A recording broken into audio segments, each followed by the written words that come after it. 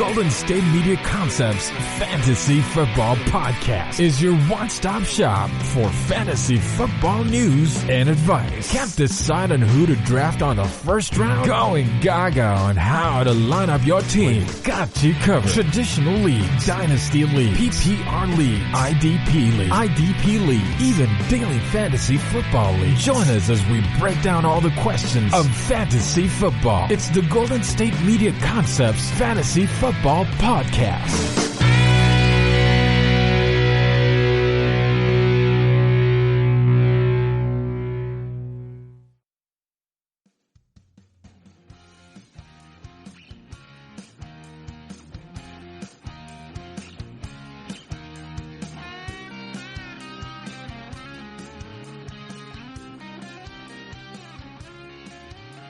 Welcome to the GSMC Fantasy Football Podcast on the GSMC Podcast Network. I am their host that you hear every Friday morning, afternoon, evening, whenever you choose to listen to it. Maybe you listen to on a Saturday, I don't know. But we're talking fantasy football today. And before we get started, I just want to explain how my day went today, because sometimes I feel like I need to bring myself back down to the planet of the Earth. And by back down to planet Earth, sometimes I just feel like I should be a little bit more relatable on here rather than, and I don't think I'm not relatable. Let me rephrase. Just add more relatability to the beginning of my podcast than just going straight into what we're talking about, you know, to bring people a little bit more up to speed, get to know me and what I like to do. Me and my girlfriend, we've been dating for almost a year now. And I hope she doesn't listen to this because she might be upset. But, you know, timetables and timelines get a little bit skewed up because, you know, you date and then you seriously date, and that can kind of screw up the timeline. But we're basically a year in the game. And today we went on a hike for the first time. I'm not a big hike person. I think I've been on hikes before, but this was my first real big boy hike that I decided to go on with her. And it was an absolute experience. One, just real quick, hiking, hardcore stuff. You have to be in some pretty decent shape for a hike not to whip you out, not to beat you behind, not to make you feel like, you know, you think you're in pretty decent shape for what you've been doing with your life until you go on a hike. And that's to say a lot, because I've done other physical or physically demanding things, but not a hike. Like, I went and marched for about 5 miles, 2 miles up, 2 miles down. And I did all sorts of different stuff when it comes to that. I did that. I walked a bit long distance. Literally the day before we went on this hike, we walked a pretty long distance to a neighborhood. And, I thought it would be pretty cool. I'm not saying it whipped me. It did not whip me, but it definitely made me put a lot more respect on people who use this as a weekly, a daily exercise routine. It's going on hikes. And the scenery was absolutely phenomenal. I really enjoyed my time on this hike. And I guess the bottom line is don't judge a book by its cover, because hiking is not it may be a leisure activity to some, but it's definitely not a leisurable activity when it comes to actively going on a hike. It can whip you. You will drip a lot of sweat. You will feel your knees and your legs kind of get wobbly as you go down steeps and all this, that, and the third. With that being said, this is a fantasy football podcast, so let's get right back into it, right?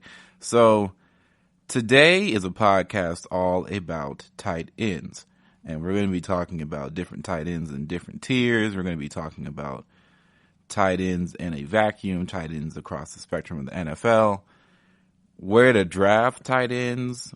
Who do you think are the best rookies? Who's the first tight end off the board? All that being said, all well and good. We're talking about tight ends. And tight ends are not my favorite position to talk about. Honestly, I don't really enjoy talking about tight ends that much. It's not that I hate the position. Some of my favorite players ever that I've watched have been tight ends. I loved watching Jimmy Graham on the Saints. Granted, I'm a Saints fan. But Jimmy Graham on the Saints was electrifying football. He was special to watch. He was somebody who I instantly felt a connection to. And I think that's what all sports athletes are meant to do when they're that good. is to give you some feeling of connection. It makes you feel, or he will make you feel, or she, different sports, different folks.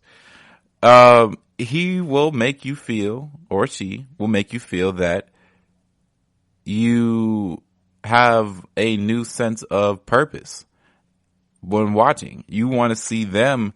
You are like tied to their fate is tied to you now. You are tied to them. They bring you a certain level of happiness and joy when you see them succeed. They bring you a certain level of anger, disappointment, and sadness when they come up short or fail. And that goes across any sort of position in football or in any sport, really. So, of course, I can still have that with tight ends. The thing about tight ends that are so weird to me is that they can be as versatile as they come, right? They can pass block, they can run block, they can get out wide, they can catch in the tight end spot, they can run the route trees that you would expect only receivers to be able to run. They can get really, really versatile in their skill set. Or they can be really, really, really specific. And they have to really work hard to get into the more versatile category. Now, of course, when we're talking about things when it revolves around fantasy football, versatility sometimes does not matter all that much. What I mean by that is just because George Kittle is the best tight end in football does not mean he is the best tight end in fantasy football. We'll talk a little bit more about that later. It's not saying that it's not close. He's pretty much in the top 3. Spoiler alert. I'm sure most people knew that. But for fantasy football, for the number crunchers, for the guys that run statistics, it's all about the catches, all about the rates that they see the ball, the volume that they bring in, and the importance of them in the offensive end of their team's overall success. And when you look at it from that perspective, then things get a little bit murky. You're not going to look at somebody like a Kyle Rudolph, for example, over somebody like, I guess, Darren Waller's really up there, but you could argue that you could fight for someone like maybe Cameron Brate rather than someone like Kyle Rudolph just because of what their capabilities are on the field. Kyle Rudolph had a really slow year last year, and usually he's one of the better tight ends in the NFL and in fantasy. But if he's not getting touchdowns, it's really tough to debate getting somebody who might get more raw catch numbers than somebody who gets an end zone. And that's a lot of the debates about tight ends at this point is who is going to get in the end zone and who is going to get you touches. And it really all depends on what league you're playing in. So if it's half PPR, 1 point PPR, standard, you got to know which league you're playing in order to really figure out which tight ends you want to deal with and which ones have more value than others in certain leagues. Because not all tight ends are made equal. Some people like to look at tight ends and be like, oh, I'll grab somebody in the 5th, 6th round. They'll do the job for me. Or I'll wait till I'll look into the waiver wire market and see if I can find a gem or somebody who's serviceable. Like, these are not quarterbacks. Tight ends don't have floors that are similar to quarterbacks, right? Tight end floors can get really, really bad. Like really bad, like 3 points, 4 points, depending on the living standard, you can get bad. And I don't mean it's a lot of fun. I mean, in standard leagues, you can get screwed over by a tight end on several weeks until, 1 week they get a favorable matchup. And tight ends can be so much about the matchup in itself. And then, of course, you have elite level tight ends, like you have elite level players all over the place. And that sort of thing can translate over the course of a few weeks to not even 3-4 months down in the season. Sometimes it takes a long time to see a tight end investment really pay off. And now I'm not saying that you need to invest your first pick into a tight end unless you're in like a deep league, right? You don't know if you're in a deep league or not until you are one. And you will know immediately when you're in a deep league what's time to focus on. Most people will say your first pick should be a guy who could potentially be a league winner. And there are very few tight end league winners across the board. And half the time, if they are, you're probably finding one that was more of a diamond in the rough than somebody who you already knew was pretty consistent at the tight end spot. There's only been a few, and they've been more in recent years than not, but there's only been really maybe 5 tight ends at most who you consider to be in league winner category. And by most metrics, is like on the lower tier of league winners rather than the higher tier. Gronk being the special case where you'd see people take Gronk in the first round and you wouldn't look at them crazy. But that is what we're talking about today, tight end. So we're going to take our first break here in a second. And coming out of the break, we're going to be talking about a specific tight end who just got traded to the Atlanta Falcons. This is the GSMC. Are you looking for the very best NFL and college football podcast? Then check out the GSMC Football Podcast. Get the latest football news both on and off the field. From the NFL Draft to trades to the rumor mill to the NFL Combines. They got you covered. That's GSMCpodcast.com/football-podcast. Get updates on college rivalries, game day insights, and much, much more. It's football talk the way you want it. This show eats, sleeps, and breathes football. Don't forget to like them on Facebook and follow them on Twitter. Visit GSMCpodcast.com for more info.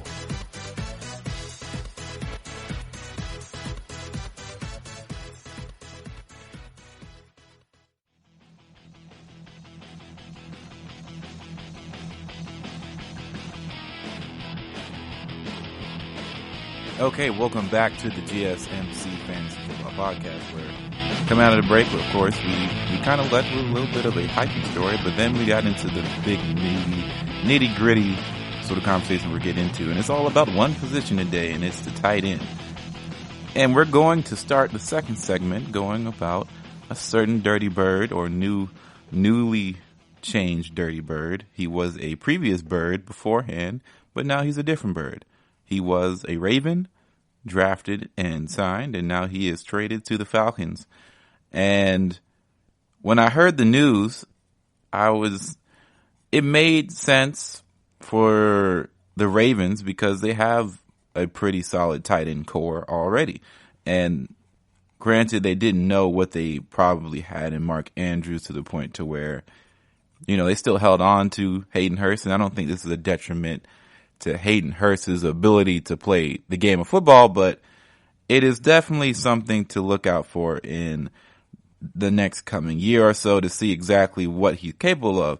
And I think going to the Falcons, where in the past 3 years, since 2017, the Atlanta Falcons have used at least have given tight ends at least 60 receptions per year. So target basis is probably around 70. So they've given them 70-ish targets since 2017. That's a really good number for tight ends. And typically that means you're in the upper echelon of what tight ends are in the NFL as far as the level of elite play. If you're getting that many targets, that means they're looking at you in the passing game.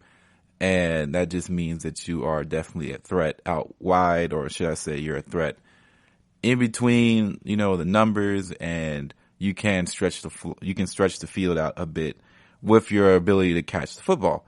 So Hayden Hurst was a guy that was looked to be one of the tight ends that could be a kind of Jimmy Graham-esque, some of a Travis Kelce, a guy who can be athletic and definitely be a pass catcher in a system that would like to throw him the football. And, Hayden Hurst over his career has only had 28 games played. So he missed a few games in his first season. He played only 12. He didn't start any, and he only started 4 last year. And he had a total of 62 targets and 43 receptions. 500 yards and 3 touchdowns over his career. Not the best stats for a guy you would think could be a difference maker in your offensive scheme. But he didn't get that much opportunity to play and that much opportunity to start. So you have to look at things in a vacuum. So last year, he had 30 receptions, basically 350 yards, and he had 11 yards per reception. That's pretty decent. 11 yards per reception. And granted, his sample size is pretty small comparative to most starting tight ends, but you still only can take what you can get at this point. Now, he didn't have many touchdowns at all. He didn't really get end zone looks, but Hayden Hurst, which I thought was pretty interesting, was that he had 16 first downs out of 30 receptions. That's strong. That's a strong number to look at. And if you play in a system, in a fantasy football system where first downs count, which I think is always an interesting thing to look at, and it's something that we can talk about at a later time, is implementing first downs as a positive stat changes the way you view players for certainly, because there's some guys who are really, really good at getting first downs, and there are some guys who are good at getting yardage and downs that don't necessarily equate to, I guess, successful plays. Like, the idea of successful plays is you get 40% of your yards on first down, and then you get about 70% in second down. You only have to convert, the rest. I'm sorry, that made no sense. But, or by in total. So you get 40% of all your 10 yards in the first down, and then you get an extra 30% on second down. So that way you only have to get about 30 more percent on third down. It's a higher percentage that you will convert. So with that being said, Hayden Hurst, we have to look and see if he is a guy who can potentially be somebody who becomes a burst, so to speak. Hurst burst. I hope no one thinks that I tried to do that on purpose, because it wasn't on purpose.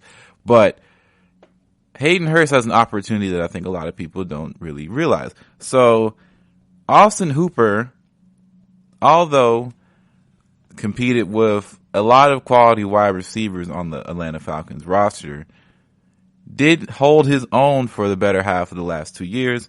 Last year in particular, Hooper had 787 receiving yards, and he had about 75 receptions. So that is really, really good. And we saw Austin Hooper get a big time payday and went to the Browns, right? So if we look at tight end contracts, Austin Hooper is second as far as average per year, and that is only because Hunter Henry, who is the same age as Austin Hooper actually, Hunter Henry is still on his rookie deal. So Hunter Henry has a total value of, Hunter Henry is franchise tagged. He is not on his rookie deal. He's franchise tagged, and he got the league average, or the average, the highest paid, and he got $10 million per year for 1 year. And Austin Hooper only got $100 less, really, than him on a league average. And other than that, there's nobody else that is making that per average, basically. And of course, fully guaranteed. No one's touching his money fully guaranteed. He has $18 million fully guaranteed. This isn't about money. This is about fantasy football. So let's bring it back. Why is this happening is because the Atlanta Falcons put a lot of trust into Austin Hooper. When Julio Jones was having a bit of it's weird to look at his stats and say he had a rough year, but Julio is a guy that kind of heats up later on in the season rather than heating up straight off the bat. And the Atlanta Falcons had a lot of offensive struggles last year from all different points, all different parts of the season, which is well documented and we all know about it. But if they can find even half as good as Austin Hooper was in Hayden Hurst in the beginning, we have the opportunity of seeing another guy for, one, the Falcons to use out wide and really spread out and make their offense really, really balanced. And two, you have a guy who potentially can go from an afterthought to a guy who you might be able to find in later rounds that people really aren't thinking about too hard. And another thing, tight ends have scored quite a bit of points for the Falcons. They definitely eat up a chunk of their touchdown ratios, and tight end touchdown ratios are big numbers. Those are things that people find very important. So in conclusion with this, I would say Hayden Hurst is a sleeper, and he is a deeper sleeper than most sleepers. Now, I'm not saying that Hayden Hurst is a guy that he's a sleeper in which he's going to go bananas, as in he's a deep sleeper. I mean, as in he's a sleeper that we don't know exactly what Hayden Hurst's capabilities are, because we can't know that until we see him on the field with the Atlanta Falcons. But with the skill set that he came with out of college, how we've seen the Atlanta Falcons play over the last few years, and what Matt Ryan's tendencies are with tight ends, since we've seen him with Tony Gonzalez, what we saw him with Austin Hooper, we are going to see exactly how Matt Ryan gels with him and what is going to happen. Because, of course, the Atlanta Falcons do have a bit of offensive weapons, two of them now that are basically brand new in their system and they're going to have to get acquainted for. One being, of course, Hayden Hurst, and another one being an infamous running back, Todd Gurley. So that's two different players that have to find a way to build trust with a new quarterback. So we don't know who will take some touches, because, Todd Gurley is no slouch in the passing game, especially when he was on and popping. But we're going to go ahead and take our second break of the evening, and we're going to go ahead and move on after that to another tight end, because, of course, this is tight end talk. And we're going to be talking about another H-squared, another HH tight end. And we just mentioned his name not too long ago. This is the GSMC. Check out the show that's built on the MMA. From the UFC to extreme cage fighting, they got the fights covered. Check out the GSMC MMA podcast. Get the latest news on past or upcoming fights. Join us as we talk to and about some of the biggest names in the MMA, past, present, and future. When it's the fight game, there's just one show to check out. GSMCpodcast.com/MMA-podcast. Don't forget to like them on Facebook and follow them on Twitter. Visit GSMCpodcast.com for more info.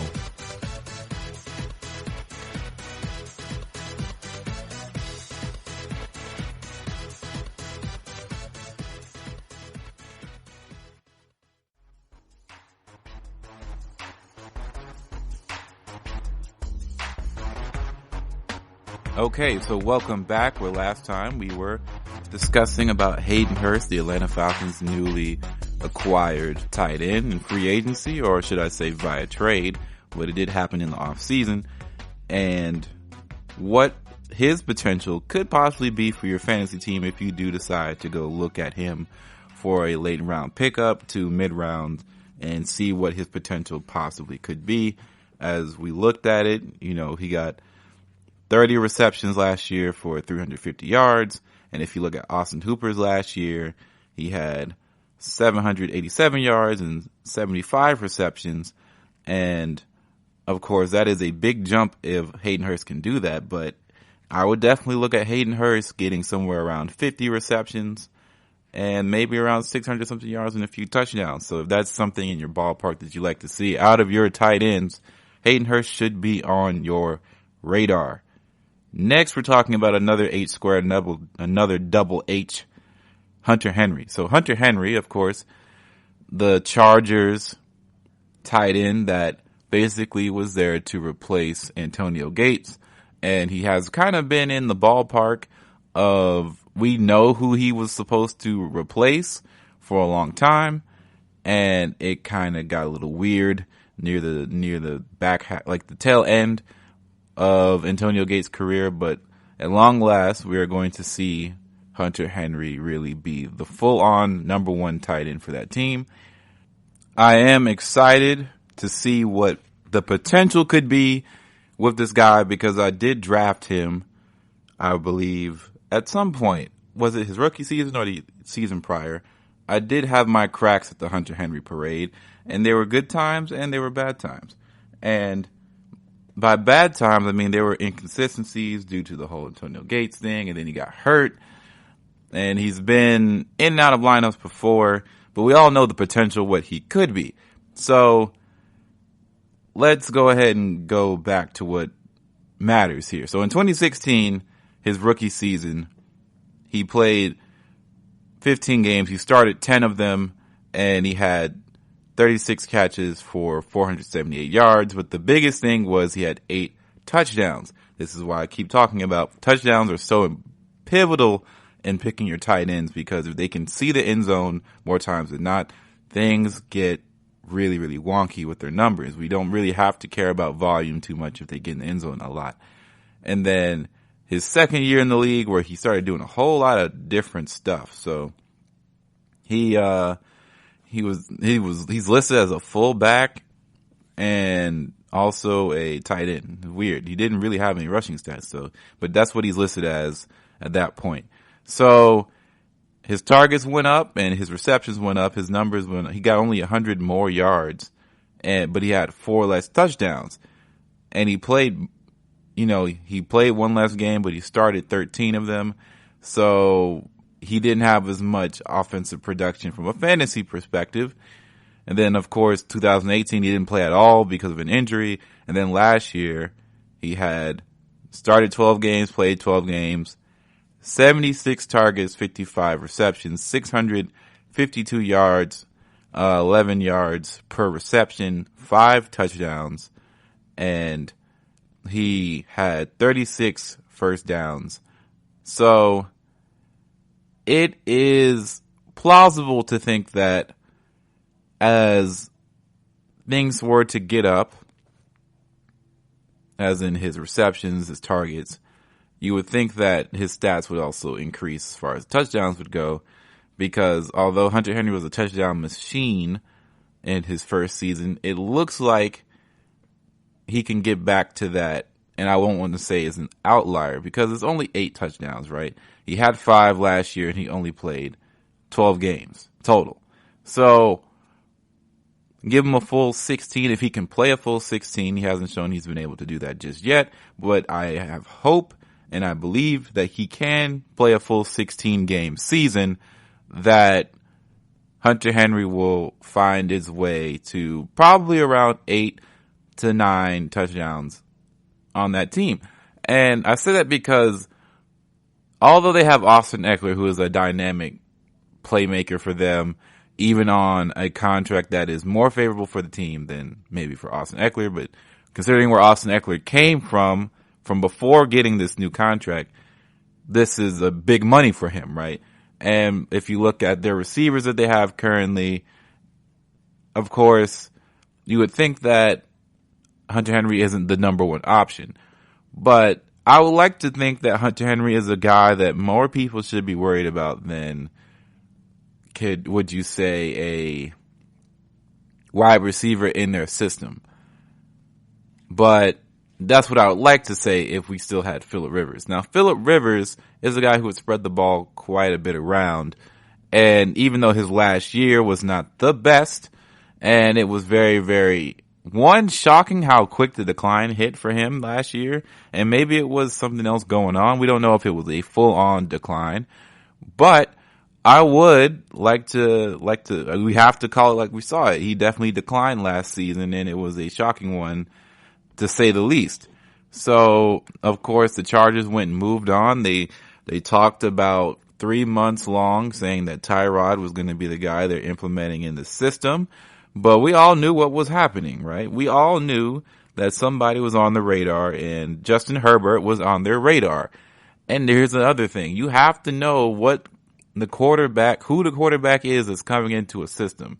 Now, just because a system worked prior for a different quarterback does not mean a new quarterback is going to run the similar system, because let's call it as we see it. Justin Herbert and Phillip Rivers are 2 fundamentally different styles of quarterbacking if you watch both of them, one in college, of course, and one in the pros. And if you look at what Justin Herbert's stats were to tight ends in that Oregon offense, it was very much a famine on the tight end side of the ball. And there was more to do with how their attack balance on offense was in the Pac-12. They weren't as pass happy as far as spreading the ball around to every single person on that offense. But everybody did touch the ball, but they definitely ran the ball a lot. Like, they had a couple guys. They had a guy well over 1,000 yards in both seasons, and they had guys behind him in the close to the 700s. Of course, there was a 1,000-yard receiver, well over 1,000 yards receiver, and then they had guys in the 600s and 500s, and then you get to the tight ends who had about 300 yards over the given time that, Justin Herbert played. And maybe that is due to system, and maybe Justin Herbert will be a guy that will be able to involve tight ends more often than not. But we've seen times in the NFL where guys are more willing to throw out wide than throw down the middle. And that's because it's easier to see one-on-one coverage, out wide, or see somebody getting clouded, getting two-manned in the zones up there, and you see double coverage or you see safety help from the outside than it is to see somebody lurking in the middle. And tight ends do a lot of their dirty work, do a lot of their living in the middle of the zone, in the middle of defenses. So, especially for young guys, unless there's a clear, obvious, quick read, a lot of guys don't always fall to the traditional idea of tight ends being your safety net. And usually if a tight end is your safety net, it's because the tight end is that good. And it's not because every tight end is a safety net. As we keep discussing, tight ends are very nuanced, and they live on a spectrum. They are not just, this is the skill set, this is what tight ends do. They're very, very nuanced positions. And really all football positions can be a bit nuanced, but tight ends are a little bit more nuanced than most. And that's where we are with Hunter Henry, as it all depends on what sort of offensive scheme they want to run down there for their new quarterback. If they want to sling the ball around and get a little bit more Chiefs-like, then we might see a really, really good year out of Hunter Henry.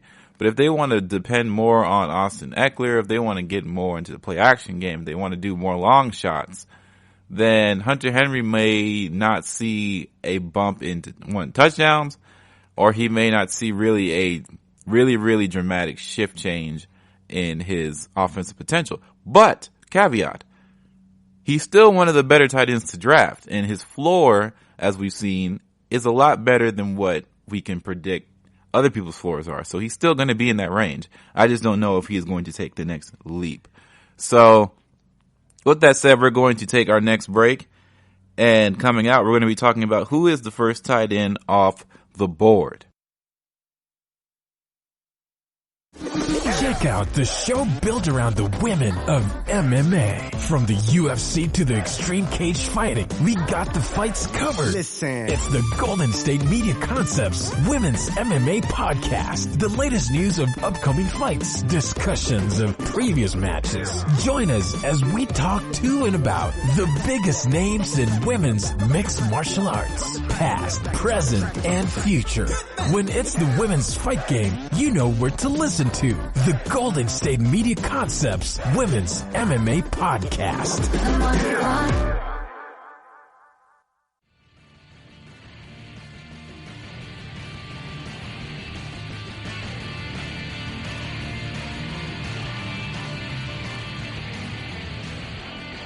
Okay, so coming out of the break, we were discussing about Hunter Henry, and then previously we were talking about Hayden Hurst. As you know, this is the tight end episode. Big tight ends, the big boys that go and catch footballs, and they do it at a high level. So, who is the first tight end off the board for fantasy? All right, so this is a big conversation, of course. This is a big-time fantasy football talking point. So we're going to have to go to our handy-dandy trusty references as far as tight end fantasy rankings, and also the idea of what is a good tight end in fantasy football, and what really, really matters at the end of the day. We are going to go straight into the idea of PPR, and because PPR tight ends are, one, more fun to talk about, and two, they paint a better idea of where all these tight ends kind of sit rather than standard, because standard is really, really about touchdown production at the end of the day for a lot of different positions, really. So, of course, your top 5 on most rankings, most tier lists make a lot of sense, but at the same time, they can be changed. And of course, you never know if they will be set in stone, the top 5, after the season is all said and done. But the first 5 on most people's list is Travis Kelce, George Kittle. Some people have Zach Ertz at 3. It kind of maneuvers back and forth he fluctuates from 3 to 6 sometimes, but he really doesn't fall out of the top 5 in most. And then you have Mark Andrews, and then you have Darren Waller, who had an excellent season last year, who I am really, really high on as a guy who could really, really be the next big tight end to come out in the NFL as a big namesake. And then you have people down after that, of course, who may or may not jump around. But who is the one you take first? Who is the first one off the board? If you have an opportunity to where you can choose a tight end and there has not been a tight end taken, who is your first option? So we don't want to go ahead and give the straight answer, right? We all kind of figure who it could be, who it might be, but we need to go a little bit deeper than that, because that's what, one, it's more interesting to go a little bit deeper as to what's the thought process behind tight ends. But 2, it would be just too easy to go, oh yeah, this player should be and will not change out of the top 1. But here's the philosophy behind tight ends, right? You have to look at volume, production, situation, and upside. Those are 4 things that I usually look at for tight ends, or really any player, really. Like, that should be probably what you use for any player, to look at what is the potential of them during any given fantasy season. Because you use their season last year or this few seasons prior to build a general floor of what this player is capable of. So, like, for example, if we looked at what we did previously with Hunter Henry, we know that his floor basically is sitting around 500 yards receiving and probably 5 touchdowns, 4 or 5 touchdowns. That's about the floor you'll get from him. And that's pretty decent, pretty solid. That will be a top 10 tight end in the NFL for fantasy. So when you build off of that floor is, what is the current situation on their team? Did they just recently get paid? Are they franchise tag looking to build a better contract? Did the team decide to draft another tight end to help out? Did the team decide to go out in free agency and spend big money on a wide receiver or do a running back or anything like that? Or did they have to do a quarterback change? A lot of things can affect how different positions play from year in to year out. So let's use this example here. George Kittle is a guy who is pretty much consensus the best tight end in the NFL. And just because he is the best tight end in the NFL and NFL talking circles that we all know about, it does not necessarily translate that he is the best fantasy tight end. And that's basically because of situation. Now, we know that the 49ers won. They did just have a draft like everybody else in the NFL.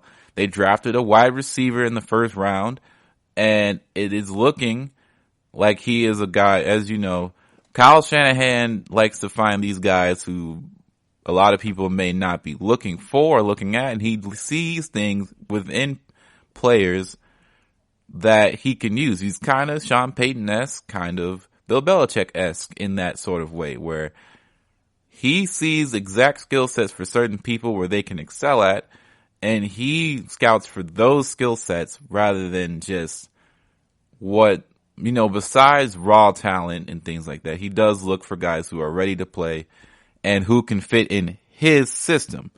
So when you look at it from that perspective, the 49ers don't have a lot of big names out in the wide receiver area.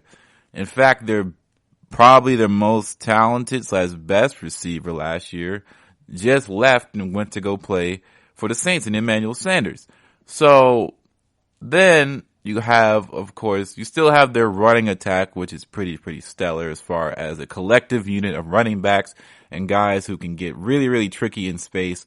And they use a lot of trickery and a lot of play design. I don't like to always call it trickery, but they use a lot of solid play design to basically build offensive potential off of. And that's all well and good for the NFL.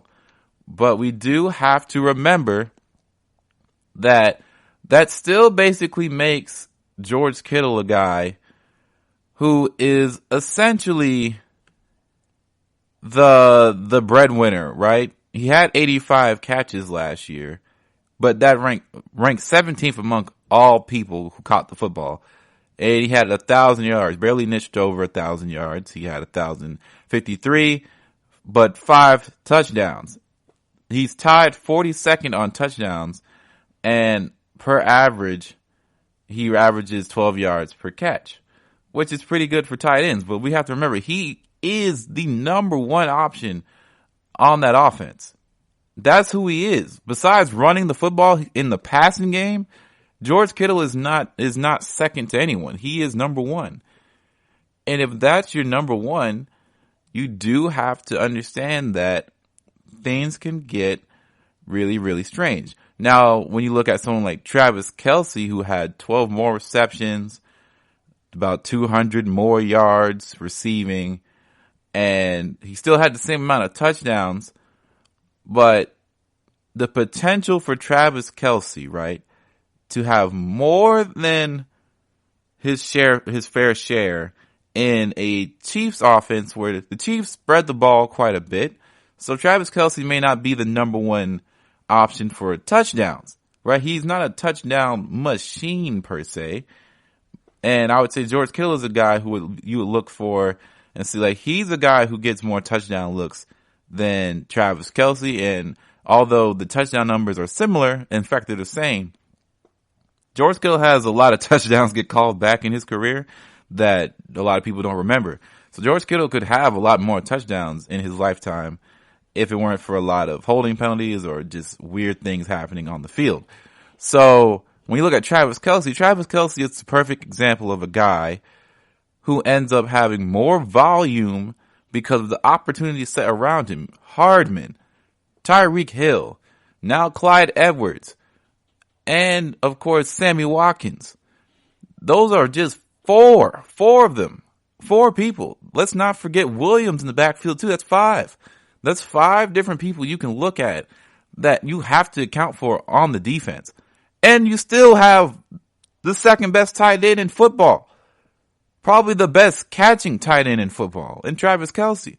So what are you going to do? You can't double everybody. And I don't know if you're doubling him, Travis Kelce, over putting somebody like in a cloud flat. I'm sorry, not in a cloud flat, but if you're putting somebody in the deep thirds, or you're putting cover 2 out there to help ease off your cornerback's pressure off of these speeders and these outside weapons on the outside edges. So the middle is going to look a little bit more open than usual. And Travis Kelce feasts in the middle. He's a burner too. So that's the long answer. The short answer is probably Travis Kelce. And it's because he's going to see a better volume because he's not going to be double teamed every game. The game plan is not to always stop Travis Kelce. So that's it. But we're going to take another break here, and we're going to get into the best rookie prospects for tight end for fantasy. Are you looking to get your college football fixed? Looking to get the latest news on your favorite school's team? The GSMC College Football Podcast is your ticket to all things college football. Join us as we talk college football from the national championship, the college rivalries, the bowl game, to the Heisman Trophy. To which conference is the best? We've got you covered for the Big Ten, SEC, Big 12, the Pac-12, ACC, and everything in between. Download the GSMC College Football Podcast on iTunes, Stitcher, SoundCloud, Google Play, or anywhere you find podcasts. Just type GSMC in the search bar.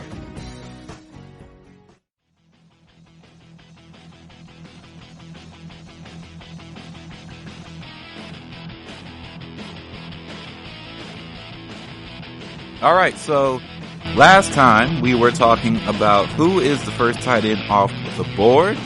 And real quick, we never really talked about Mark Andrews. So I want to do him some justice because I believe Mark Andrews has the potential to be the best tight end in fantasy football because he himself had quite a beautiful year last year. Him and Darren Waller have solid potential. And if you look at his numbers, for one, this is the tight end. I mean, this is the touchdown thing. Here we go again, right? He had 64 receptions for 852 yards, 10 touchdowns, tied second among all receivers in touchdowns, right? That's incredible. And he had an average of 13 yards per touch.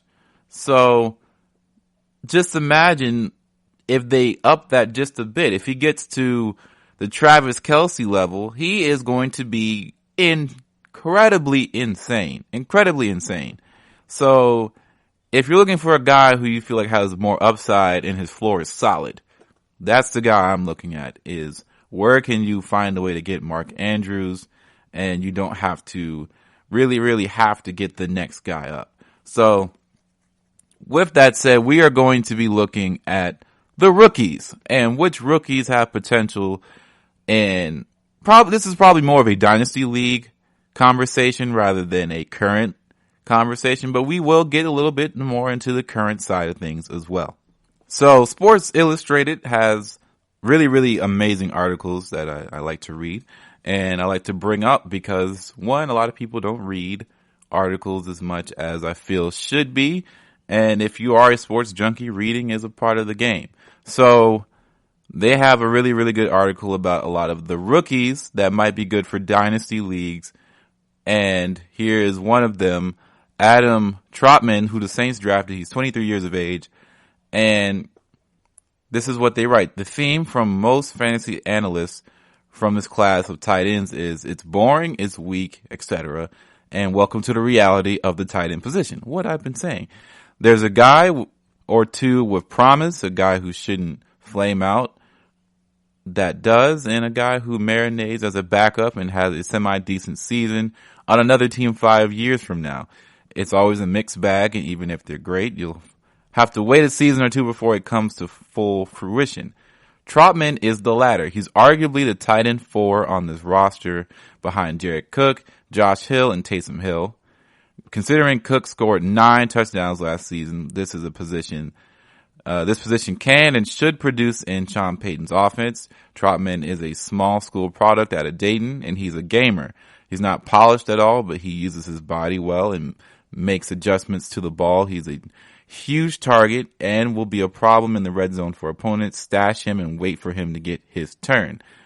And in dynasty conversation, this makes a whole lot of sense. He's probably the best tight end that went off the board, and he is going to be a guy who later on, depending on the system that he stays in, if he stays with the Saints, he is in good hands because the Saints have always found ways. If the tight end is really talented, they will find ways to use him. And the Saints have always found a way to implement multiple tight ends into their schemes, and they still be serviceable to the back end. And we already see, we're going to talk more about Jared Cook coming up, about where I see him in the fantasy football tight end rankings.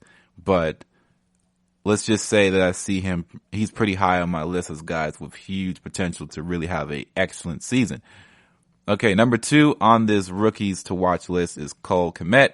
So the best tight end prospect in his class is drafted to a team with a tight end position that is in no man's land. The writer says, I really do like his all-around game, and you could also argue since there is so much dysfunction in Chicago's offense that there's actually talented players should flourish. Notre Dame, his alma mater, has put a number of tight ends into the league in recent years. Tyler Eifert, Kyle Rudolph. John Carlson, to name a few. And there's also a lot to like with Kmet. He's a big man with a fluid style of play. He can absorb and brush off tacklers as well as get north and south quickly once securing the football, almost like he's running downhill. If he landed on basically any other team, he'd be the top tight end. So you might be able to grab him on a discount and enough league mates to select the landing spot.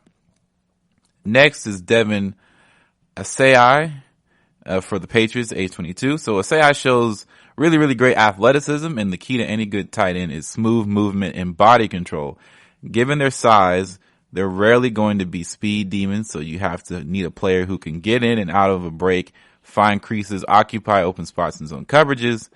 And Devin is a guy who that in spades and shows a real want to as a blocker, which is great for the game of football, maybe not so for fantasy, but it does help because it keeps them on the field. So a short path to playing time gets him above a couple players who are better on paper, because the Patriots are pretty decimated at the tight end position. And although I just recently said, literally in the same podcast, that the cliche of tight ends being a safety net can be a little bit overblown, but here we are again. We have a guy who is going to be getting his first start as a quarterback, so to speak, and we don't really know exactly what to make of him on the Patriots yet. And getting a guy like Devin who could grow with him is really, really promising. Next, we have Albert Ogbamam. I'm sorry if I mispronounced it. Okwuegbunam. We're going to just call him Albert O. He'll be the number 3 on most people's list, but sticking him behind Noah Fant is a serious problem for his path to playing time. Even if the Broncos want to play big and use a lot of 2 tight end sets, the writer isn't sure that there's a lot of upside here. While he is promised on offense, there's a lot of technique needed there, and he'll have to adapt to playing with one hand on the turf pre-snap, since Missouri often had him as an oversized wide receiver and playmaker. Next, Harrison Bryant for the Browns. So here's another example of just tight ends galore all over the place, where the depth chart needing to thin out, because he would be a higher here with a better situation, and he doesn't love his hands, but he shows up well on the route tree. Bryant is a great athleticism guy who moves well in space and shows something after the catch. He's going to need a lot of work as a blocker, as he's a touch undersized at the position, and he'll also need to bulk up, especially with his lower half. He does think that he'll challenge David Njoku, who likely is on his way out with a new coaching staff in town, and plus the Browns added Austin Hooper to the starter. Bryant will have to wait his turn, so you can't really think where else you can really find guys at this solid position. So, of course, there's places all over the place that you can find these guys in dynasty leagues, but as far as up and coming season, I would say the only guy you would really want to look is potential being somebody who could really make some things happen in their first initial season are 2 of them, and that's probably Devin Asai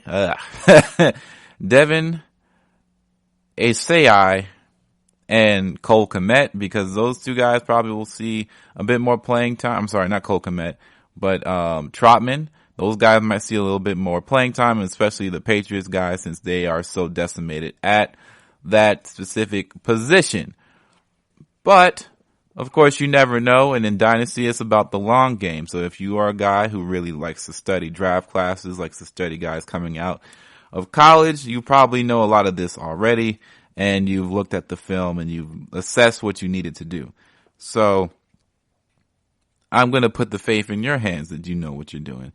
As far as guys who play year to year and they do draft to draft, I would say these are guys that you don't need to worry about, because 9 times out of 10, they are going to be available via waiver wire if things get hectic, if they make a real sudden change in their play style and really, really bump it up to a level that no one really expected them to bump up. So yeah, man, that's what I really feel like is going to happen here. So we're going to be coming up real soon with our last segment, and that last segment is going to be what is the tier for my tight end, or what's my tight end tier, should I say. So I'll be giving that real soon after this break. So keep it locked here with the GSMC Fantasy Football Podcast. This is your ultimate stop for everything sports. The Golden State Media Concepts Sports Podcast. Should I say more? From the NFL, MLB, the NBA to MMA, it's all in here. The Golden State Media Concepts Sports Podcast. Listen now.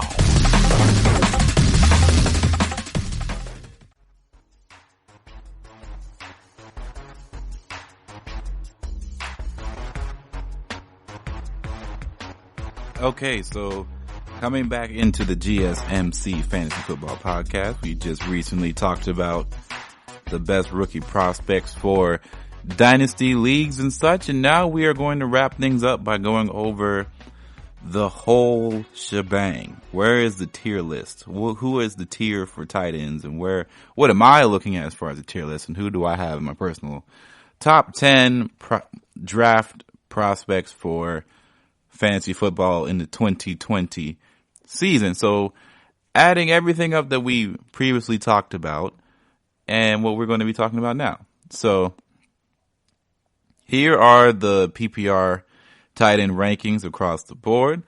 Number 1 is Travis Kelce. Number 2 is George Kittle. 3 is Zach Ertz. 4 is Mark Andrews. 5 is Darren Waller. 6 is Evan Ingram. 7 is Tyler Higbee. 8 is Hunter Henry. 9 is Austin Hooper. 10 is Rob Gronkowski. We'll go to 15 just because I think that's a little bit more fun. 11 is Noah Fant. 12 is Jared Cook. Dallas Goedert is 13th. Mike Gesicki is 14th. And 15th is Jake Doyle. Now, my list definitely has a lot of people in different places, but generally speaking, my top 3 is Travis Kelce, Mark Andrews, and George Kittle. The reason why I have Mark Andrews above George Kittle is, like I previously stated, is that Mark Andrews is a guy whose upside I value quite high. I think his upside is better than Zach Ertz. I think his upside for potential is much better than Darren Waller's, even though I like Darren Waller and he's still in my top 5. In fact, he is number 4 on the list. But I just think that he has the potential to really, really cement himself as a true pound for pound tight end in this league. And last year was just a taste of what we could see from him.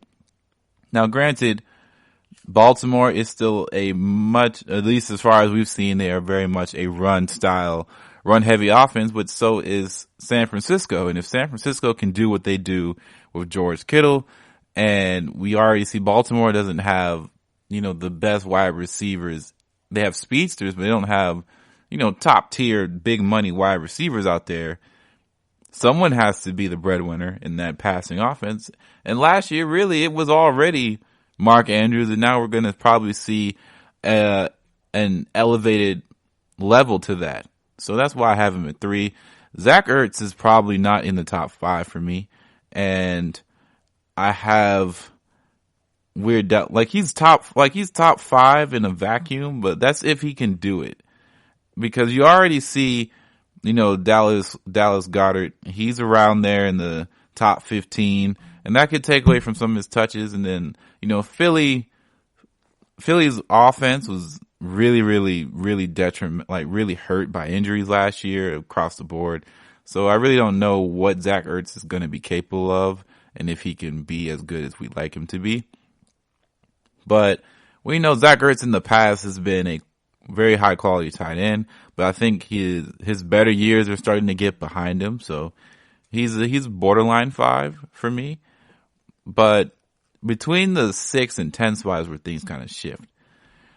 Let me also mention that Darren Waller is 4th.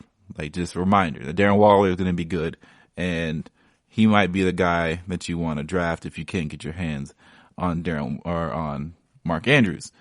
So we see 6, Evan Ingram, Tyler Higbee at 7, Hunter Henry at 8, Austin Hooper at 9, Rob Gronkowski at 10. I'm putting Jared Cook in the top 10, and here's why. Jared Cook belongs at least at number 7. Jared Cook's stats last year are very good, and it doesn't do people a lot of justice, or it doesn't do him a lot of justice just by looking at the numbers. He had 43 receptions, 705 yards, 9 touchdowns. He was tied 4th for that, and I believe he was 2nd among tight ends in touchdowns. He had an average of 16 yards per catch, which is pretty good. Jared Cook is no spring chicken. He's been playing since 2009, so he's not getting any younger, but he did look like he had himself quite a game, or quite a year, considering what he was able to do. And I really do believe that he didn't get the best chance in the world to do everything in his power. He did miss some games with like minor injuries, but also you forget that Drew Brees was out for 6 weeks, and his influence in the passing game kind of was in flux until Drew Brees came back. But once him and Drew really connected, Jared Cook looked to be one of the better tight ends in the NFL. And in fantasy wise, he was one of the better tight ends catching the ball and really, really doing damage at the touchdown rates. So I think Jared Cook is somebody that you really need to look at for value and for big time potential when it comes to scoring touchdowns. Because I think if Drew Brees did not get hurt those 6 games, we probably have a different conversation about where Jared Cook is placed currently, even to the point to where he might be sneaking into people's top 5s. Now, I'm not saying he's that good, but he definitely has the potential to do so. Noah Fant is somebody who probably belongs in the top 10, and I think I feel better about Noah Fant than I do Rob Gronkowski. And I know Rob Gronkowski is being put at 10 because you can only imagine that somebody who's worked in with Tom Brady for all those years, literally his whole life, he knows Tom probably better than anybody else on that offense. He's going to get the ball. He'll get his touches. But Gronk is still pretty old. By pretty old, I mean he's old, and his body has been battered around at his position. He's not a spring chicken at all. And it's going to take him, it's hard to see him playing a full season. I don't know if he does get hurt. And I'm not predicting injuries on somebody, but we've seen his history. It's hard for him to stay on the field. So we don't know how long you would have a Rob Gronkowski. And it's really hard to see a 100% Rob Gronkowski out there be able to do some damage for sure. So that's why I'm hesitant of having him there. I think everybody else in the top 10, Austin Hooper, Hunter Henry, makes sense. And Hunter Henry might have a chance to really, really explode at 8th spot. But Austin Hooper might find himself in a situation where if he doesn't score a lot of touchdowns, he may be really, really splitting a lot of carries or splitting a lot of touches with so many different offensive weapons on that team. But he already is used to something like that because the Falcons definitely spread the ball quite a bit around, and that's nothing new to him. Speaking of Falcons, Hayden Hurst is ranked 17, and I still think that he is definitely a value pick for somebody looking for somebody that has a pretty decent floor for a back end pick to a really solid ceiling if things go well for him. So if you're looking for somebody that could be more bang for your buck, Hayden Hurst is your guy. And then you have, of course, other guys around. Like, I wouldn't look at Jimmy Graham, really. I wouldn't look at Kyle Rudolph because Kyle Rudolph can be really, really iffy at times. Like, for example, Kyle Rudolph, and he had 6 touchdowns, but he only caught the ball 39 times, and he only had 367 yards receiving last year. Like, that is not good. And I know he had a better playoff performance than his regular season, but fantasy football is about the regular season at the end of the day. So that's it, man. Those are my rankings. So let's remind ourselves where we're at here. So number 1, of course, Travis Kelce. Number 2, Mark Andrews. Then George Kittle. Then we have Darren Waller. Then we have Zach Ertz. 6 or 7 can kind of flip, but I have Jared Cook at 6 for me, Evan Ingram at 7, Tyler Higbee at 8, Hunter Henry at 9, Austin Hooper at 10. I have Noah Fant at 11, Rob Gronkowski at 12, and then so on and so forth. It doesn't really fluctuate too much. But yeah, that's what we're talking about here. I enjoyed this conversation. I thought it was pretty fun, and that's where we're going to wrap it up. So this has been the GSMC, this has been the GSMC Fantasy Football Podcast, and thank you all for listening. Don't forget to please rate, review, and, share the podcast with people. 5 stars, it always helps. And please don't forget to follow the social medias, man. We all try to stay active on there. And if you have any questions, anything about lineups, misconceptions, ideology, please hit us up on our Facebook, Instagram, and Twitter. And this has been Ethan for GSMC. I'll see you all next week. You've been listening to the Golden State Media Concepts Fantasy Football Podcast, part of the Golden State Media Concepts Podcast Network. You can find this show and others like it at www.gsmcpodcast.com. Download our podcast on iTunes, Stitcher, SoundCloud, and Google Play. Just type in GSMC to find all the shows from the Golden State Media Concepts Podcast Network, from movies to music, from sports to entertainment, and even weird news. You can also follow us on Twitter and on Facebook. Thank you, and we hope you have enjoyed today's program.